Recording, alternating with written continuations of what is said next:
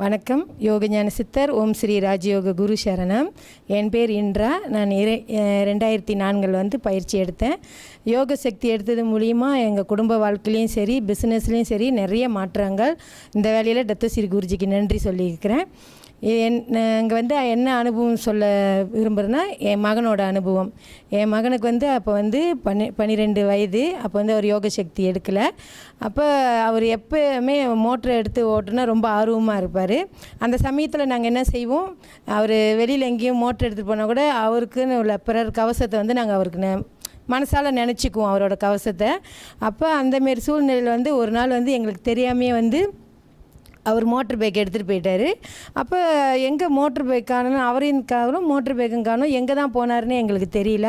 அப்போ திடீர்னு ஒரு நபர் அவரை மோட்டரில் ஏற்றிக்கிட்டு இந்தமாரி இவர் தான் உங்கள் மகனா, இவர் மோட்ரு சொந்தமாக டயர் வெடித்து சொந்தமாகவே ஆக்சிடென்ட் ஆகிட்டார்.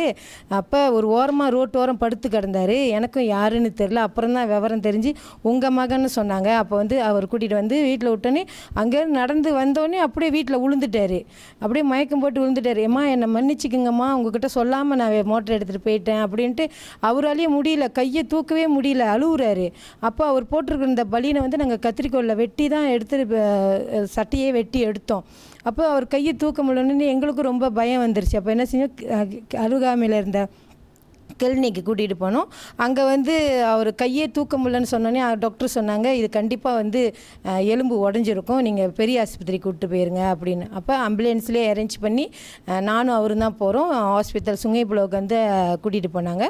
அங்கே போனோடனே டாக்டரை பார்த்தோன்னே அவங்க சொன்னாங்க ஒரு எக்ஸ்ரே எடுக்கணும் அப்படின்னாங்க. சரின்ட்டு எக்ஸ்ரே எடுத்துக்கு போயிட்டு எக்ஸ்ரேலாம் எடுத்துகிட்டு திரும்பவும் டாக்டரை பார்க்கும்போது அவங்க சொல்கிறாங்க, அவங்க அந்த லேப்டாப்பில் காமிக்கிறாங்க, அவரோட அந்த ஷோல்டரோட அந்த சூழ்நிலையை காமிக்கிறாங்க. அங்கே நேராக இருந்த எலும்பு மேலேயும் கீழேயும் போயிடுச்சு அவரோட எலும்பு.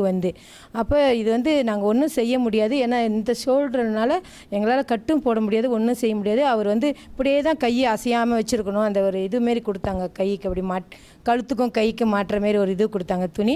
இவர் இப்படியே தான் 3 மாதம் வச்சுருக்கணும் கையை, எங்களால் ஒன்றும் செய்ய முடியாது, நான் இதை தான் செய்ய முடியும் அப்படின்ட்டு சிம்பிளாக சொல்லி அனுப்பிட்டாங்க. அப்போ எங்களுக்கும் என்ன செய்கிறதுன்னு ஒரு சூழ்நிலை எங்களுக்கும் புரியல. அப்போ வீட்டுக்கு அன்றைக்கி பார்த்திங்கன்னா, அன்றைக்கி நான் சென்டருக்கு வர்ற நாள் திங்கக்கிழமை. அப்போ எங்களுக்கும் என்ன செய்கிறதுன்னு தெரியாத சூழ்நிலை தான். அந்த சூழ்நிலையில் சமயத்தில் தான் தத்தஸ்ரீ குருஜி கொடுத்த பிறர் கவசத்தை ஏன் நம்ம பயன்படுத்தக்கூடாது அப்படின்னு தோணுச்சு. அப்போ அவரை உட்கார வச்சு பிறர் நோய் நீக்கம் செஞ்சுட்டு தண்ணி சார்ஜ் பண்ணி கொடுத்துட்டு நாங்களும் சென்டருக்கு சென்டர் முடிஞ்சு நல்லபடியாக வீட்டுக்கு போகிறோம்.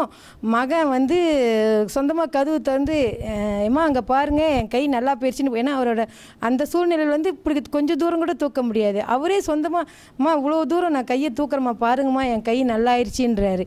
தத்தஸ்ரீ குருஜியால் இந்த வேலைக்கு குருஜிக்கு நன்றி சொல்கிறேன். ஏன்னா எந்தெந்த சூழ்நிலை எந்தெந்த காலகட்டத்தில் சீடருக்கு பயிற்சி பயன்படுன்ற அந்த சமயத்தில் தான் நாங்கள் பிறர் கவசம் பிறர் நோய் நீக்கம்லாம் இந்த பயிற்சி எடுத்தோம். இன்னொன்று என்ன விஷயம்னா, தத்தஸ்ரீ குருஜியால் இன்றைய நாள் நான் பயிற்சி எடுத்து யோக சக்தி எடுத்து இன்னையோட 12 வருஷம். ரொம்ப சந்தோஷமாக இருக்குது. தத்தஸ்ரீ குருஜி கூட இவ்வளோ நாள் கூடயே இருக்கும், இனிமேலும் இருக்கணும்னு பிரார்த்தனை பண்ணிக்கிறேன். யோக சக்தி எடுத்து எங்கள் குடும்பத்தில் எல்லாருமே எடுத்துட்டாங்க, ஹஸ்பண்ட் பிள்ளைங்க எல்லாருமே எடுத்துட்டாங்க.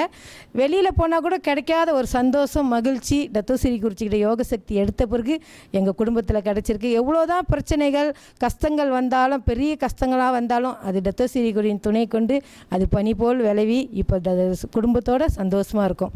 நன்றி, வணக்கம். யோகஞான சித்தர் ஓம் ஸ்ரீ ராஜ குரு சரணம்.